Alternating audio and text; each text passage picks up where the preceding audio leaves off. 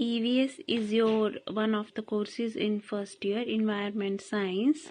So I have sent you the notes in the form of PDF, already sent you in the WhatsApp group. So we will do a few topics here. So what is environment? Environment is sum total of air, water, land and interrelationship which exists among themselves and with the humans, organisms and property involved. So environment क्या होती है? Environment में सब कुछ include है. It includes everything: air, water, land.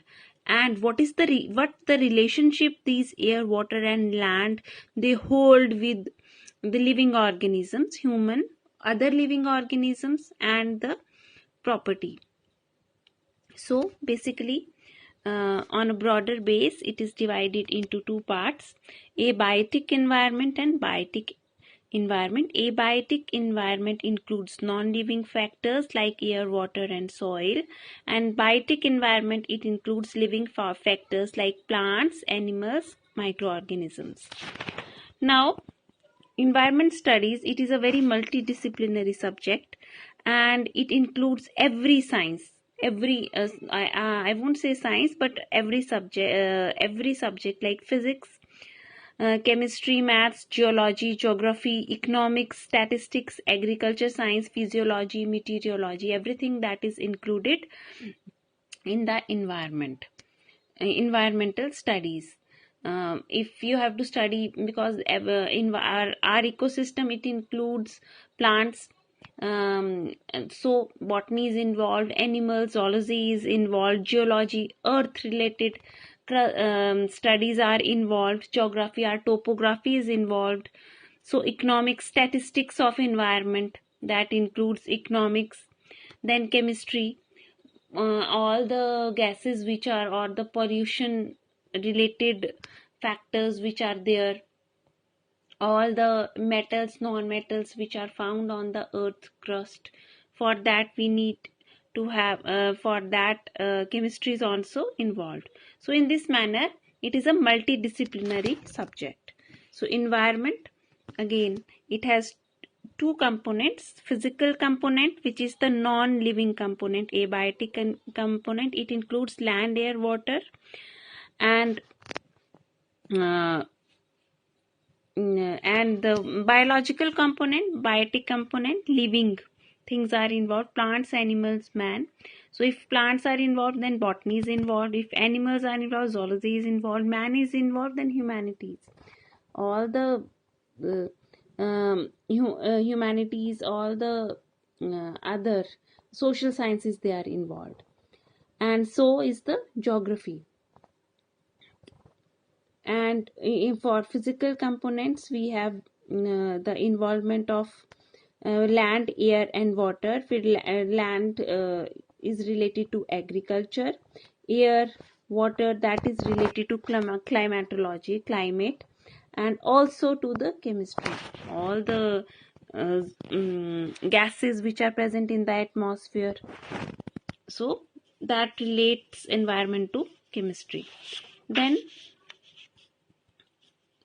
there are various approaches to study the subject. First is botanical approach. Here plants are the prime entities. Then zoological approach, animals are prime entities. Ecosystem approach, habitat, plants and animals, they are considered as one unit, and in ecosystem we study interrelationship between habitat, plants and animals. Then we have next type kind of approach, productivity approach. Yield or crop potential is the main focus and is studied from point of view of agriculturists, foresters, etc. So this approach to study environment sciences with the viewpoint of agriculturists and foresters. Agriculturists, they study the crop productivity कि एक particular land में what will be the productivity of the crop, and forester that, and from the point of view of the foresters, the land is studied with respect to its productivity. Then population approach, relationship within a population or between different populations. When we study environment in relation to it, then the approach is population approach. Then we have statistical approach, mathematical approach by use of computers and statistics to study a functional system and how the changes are incurred in it with time. What are the changes which occur in an ecosystem with time? We study them statistically by using computers and by using mathematical theories. Then what are the components of the environment? Basic components: hydrosphere, lithosphere, and we have atmosphere. So hydrosphere is aquatic component of earth, means all the water bodies, oceans, lakes, ponds, rivers, and water. It covers about 73% of earth's surface. Then we have lithosphere, solid component of earth's crust. In all the land is included in lithosphere. It includes rocks, minerals, everything, the earth's crust. It comprises about 1% of the volume of the 1% of volume of the earth. Then atmosphere. It includes gaseous cover around the hydrosphere and lithosphere. The gaseous cover around the hydrosphere and lithosphere, that is the atmosphere. Our we know that there 78% of our atmosphere has nitrogen, 21% is oxygen, only 0.03% is carbon dioxide, and then there are water vapors and some inert gases. Then structure of the atmosphere. So there are various layers in the atmosphere.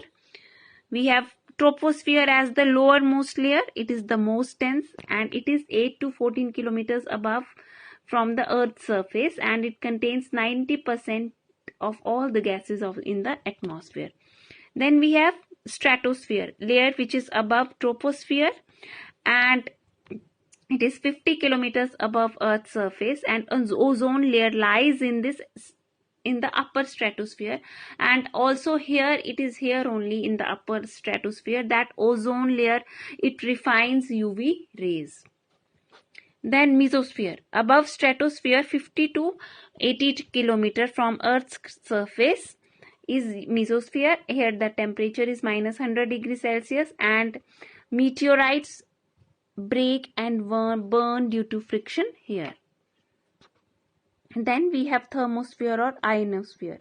It is 85 to 600 kilometer above the earth, and gas particles absorb much of sun's energy and heat up, causing temperature to exceed 1700 degrees Celsius in its outer edge. Yes, this is the ionosphere or the thermosphere, where temperature can be very high, and here ionic particles are there, and they are responsible for transmission of radio waves. So then outer boundary of atmosphere is called as exosphere, and it extends 9500 kilometer above earth's surface. Then next we have a very common thing, a very general topic, scope and importance of environment studies. क्या इसका scope है और क्या इसकी importance है, क्यों पढ़ी जाती है ये? Knowledge, that a scope is that knowledge. It provides knowledge. We should have basic understanding of environmental, because we live in environment, we live in an ecosystem. So if we study this environmental studies, then we will have basic understanding of environment related problems. Then skill, then it also, if you have knowledge of the subject, then you acquire skill also to solve the problems which are related to the environment.